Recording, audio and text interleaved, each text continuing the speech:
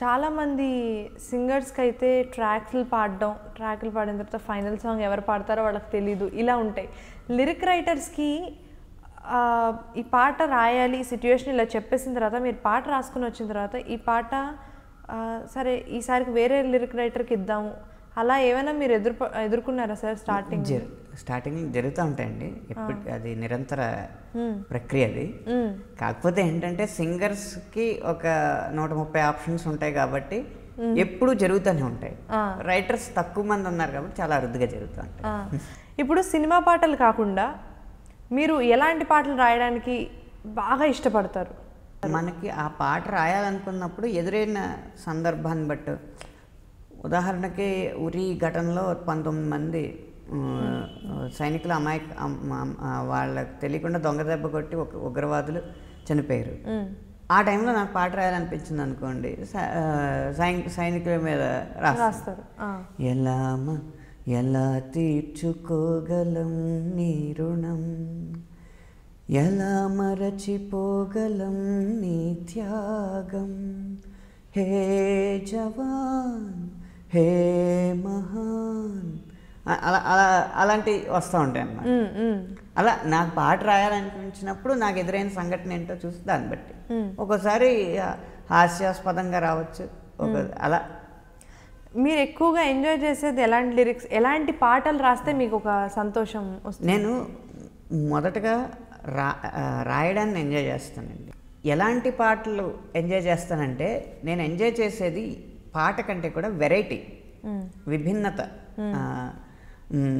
వైవిధ్యాన్ని నేను ఎక్కువ లైక్ చేస్తాను. అంటే ఇప్పుడు ఈ 3 నెలల్లో కాస్త ప్రేమ పాటలు ఎక్కువ రాసాను అనిపించింది అనుకోండి, ఆ తర్వాత 3 నెలల ఐటమ్ సాంగ్స్ రాయడాన్ని ఎంజాయ్ చేస్తాను. ఆ 3 నెలల ఐటమ్ అయిన తర్వాత కొంచెం హ్యూమర్ ఉన్న పాటలు రాద్దాం అనుకుంటాను. ఆ తర్వాత కాస్త విరహ గీతాలను, కాస్త వేదన బరువు ఎక్కువ ఉన్న పాటలు రాయాలనుకుంటా. అలా 3 నెలలకి నా అభిరుచులు మారిపోతూ ఉంటాయి.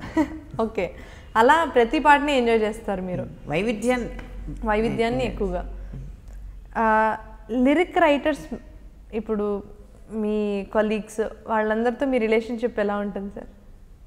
మామూలుగా ఏంటంటే వృత్తి అనేటప్పటికీ ఒకళ్ళు ప్రవర్ధమానంగా ఉంటే కాస్త అసూయ కలగడం, లేకపోతే మనకన్నా ఒకళ్ళు తక్కువగా ఉంటే చిన్న చూపు కలగడం అనేది మనిషికి సహజం ఉండేది, అది ఎవరు కాదనలేరు. కాకపోతే ఇక్కడ మా వరకు వచ్చేటప్పటికి పాటల రచయితలు అవసరానికంటే తక్కువ ఉన్నారు. 100 మంది కావాలనుకోండి, 20 మంది ఉన్నారన్నమాట. కాబట్టి అన్ని స్థాయిల్లో ఉన్న రచయితలకి ఏదో విధంగా పని ఉంటుంది. ఒక పాట వల్ల పేరు వస్తుంది, ఒక పాట వల్ల డబ్బు వస్తుంది, ఓ పాట వల్ల రిలేషన్స్ పెరుగుతాయి. ఇలా అందరూ అన్ని విధాల సంతృప్తి చెందుతున్నారు కాబట్టి పెద్దగా ఆ అసూయ అనేది పైకి వచ్చే అవకాశం లేదు.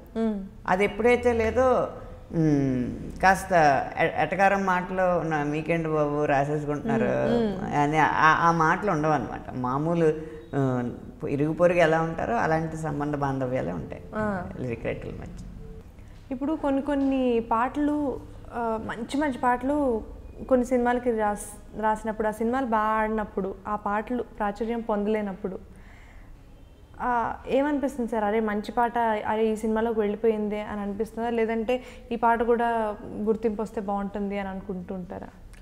అంటే ముఖ్యంగా ఒక పాట ప్రజాదరణ పొందాలంటే ముందు ప్రజల్లో చేరాలి. చేరిన తర్వాత నచ్చితే ఆదరిస్తారు, నచ్చకపోతే ఆదరించరు.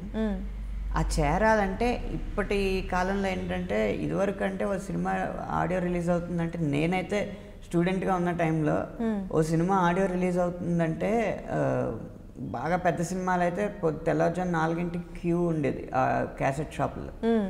ఇప్పుడు ఆ చేతిలోకి అందుబాటులోకి వచ్చిన తర్వాత, జ్యూక్ బాక్స్లో వచ్చిన తర్వాత అవి మనకు దొరకవు అన్న భావం పోయి ఖాళీ ఉన్నప్పుడు విందాంలా అని అనుకోవడం, తర్వాత అవి వినకుండా అయిపోవడం జరుగుతుందన్నమాట.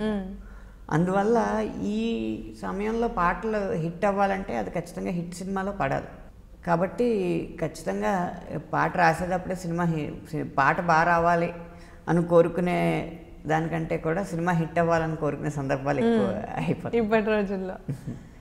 లో బడ్జెట్ సినిమాలు, పెద్ద సినిమాలు, ఈ రెండిట్లో పాటలు ఒకే రకంగా రాస్తారా సార్? అంటే ఇది చిన్న సినిమా కదా, ఇలాగే పర్వాలేదులే అని అలా రాస్తారా? లేదు అంటే లేదు నన్ను అప్రోచ్ అయ్యారు, నా స్టైల్లో ఈ పాట అడిగారు కాబట్టి 100% నా 100% నేను ఇచ్చి రాస్తాను అని రాస్తారా? అంటే ఒకటేంటంటే పాట రాయడానికి బడ్జెట్ అవుదండి బేసిక్గా. ఈ పాట రాయడానికి ఇంత బడ్జెట్ అవుద్ది అనేది ఎక్కడా లేదు. ఇప్పుడు బాహుబలి తీయాలంటే ఇన్ని కోట్లు అవుద్దని లెక్క ఉంటుంది ఆ గ్రాఫిక్స్ వల్ల వాటి వల్ల. అలాగే పెళ్లి చూపులు సినిమా తీయాలంటే తక్కువ ఖర్చుతో చేయొచ్చు, రెండు విజయవంతమైన చిత్రాలు. అలాగే పాటల విషయంలో కూడా నా పాటల్లో కూడా ఉదాహరణ తీసుకుంటే పచ్చబొట్టేసిన పాట పెద్ద సినిమాలో పాట ఎంత విజయవంతమైందో, ఊహలు గుసగుసలాడే ఏం సందేహం లేదు పాట కూడా అంతే. ఆ రెండు బడ్జెట్లకి చాలా తేడా ఉంటుంది.